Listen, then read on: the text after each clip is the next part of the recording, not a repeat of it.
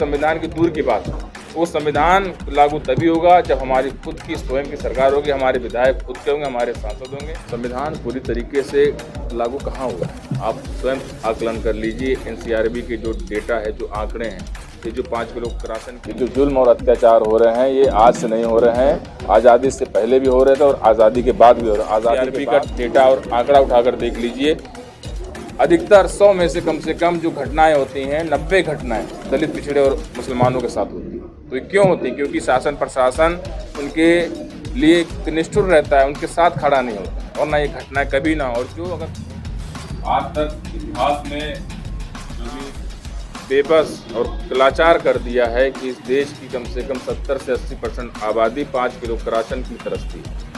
ये कौन सा गौरव है, कौन सा सम्मान? ध्यान दिया, सोच कर दिया, यहाँ के समस्त चाहे आज तक इतिहास में जो भी राजा बने, महाराजा बने या सम्राट बने,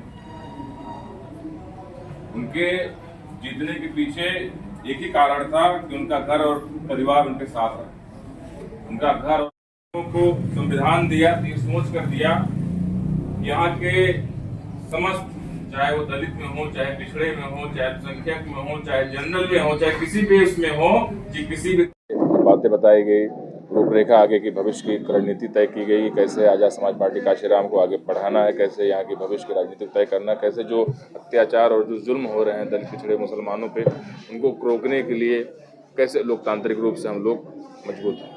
किस प्रकार से दलित और पिछड़ों पे और मुस्लिमों पे जुल्म हो रहे हैं, आप लोग कह रहे हैं? किस प्रकार से नहीं, हर प्रकार से हो रहा है।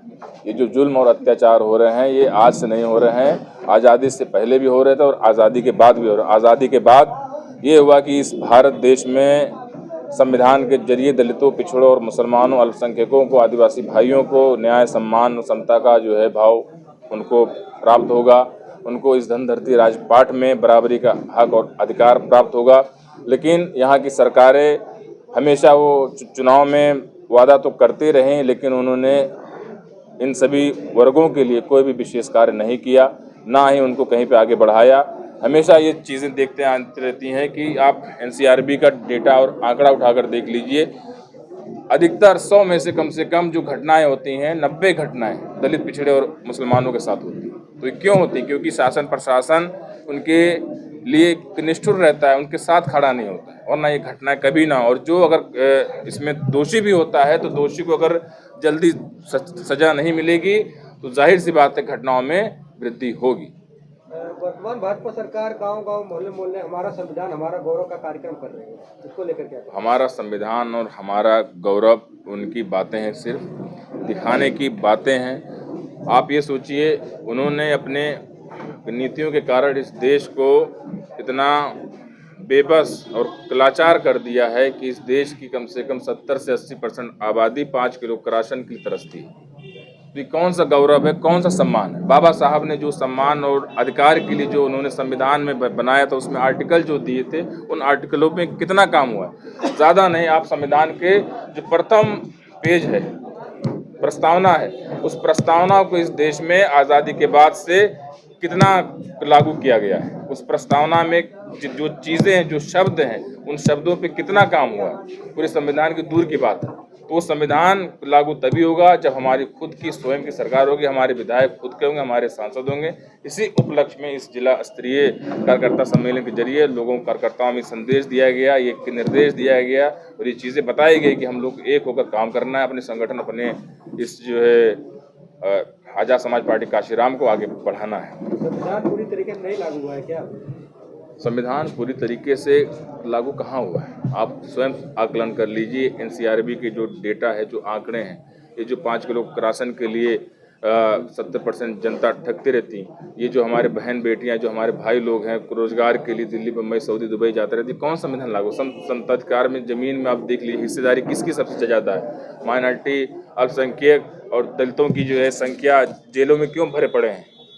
बहुत से लोग ऐसे हैं कि जिनके केस भी जो है कम हो चुके हैं, वो सब चीज़ें हो चुकी हैं, लेकिन फिर भी वो जेल से बाहर नहीं आ रहे हैं। और आप ये भी देख लीजिए, कोलिजियम सिस्टम में कहाँ पे क्या है, हर जगह तो ही है, लूट है। शिक्षा के नाम पे आप देख लीजिए, शिक्षा के नाम पे क्या है? शिक्षा के नाम पे जिनके पास पैसा है, पावर है, वही आज शिक्षा प्राप्त कर रहे हैं। गरीब का बेटा जो निजीकरण के चक्कर में सरकार यहाँ की जो शिक्षा सरकारी स्कूलों से गरीब का बच्चा एक प्राप्त करता था, आज वो निजीकरण के कारण पीछे हुआ जा रहा है। तो कौन सा संविधान लागू?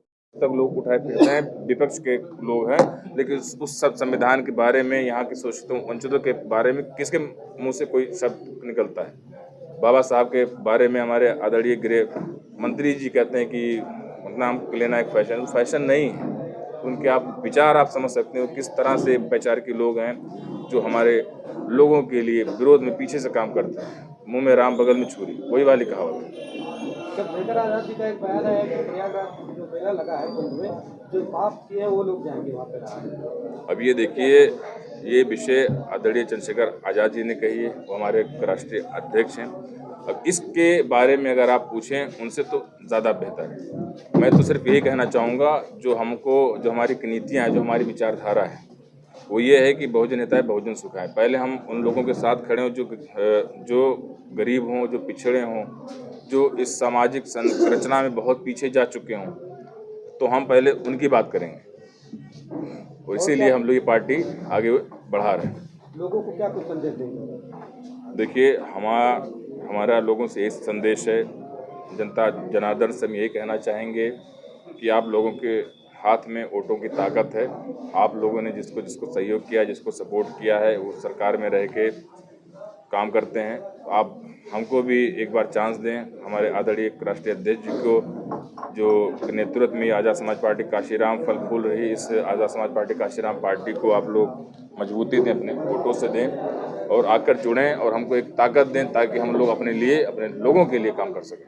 27 में क्या लगता है, पार्टी अकेले रहेगी या गठबंधन? देखिए, आज़ाद समाज पार्टी काशीराम एक राजनीतिक पार्टी है और ये राजनीतिक पार्टी अपने दम पे चुनाव लड़ रही है, आगे भी अगले दम पे चुनाव लड़ेगी।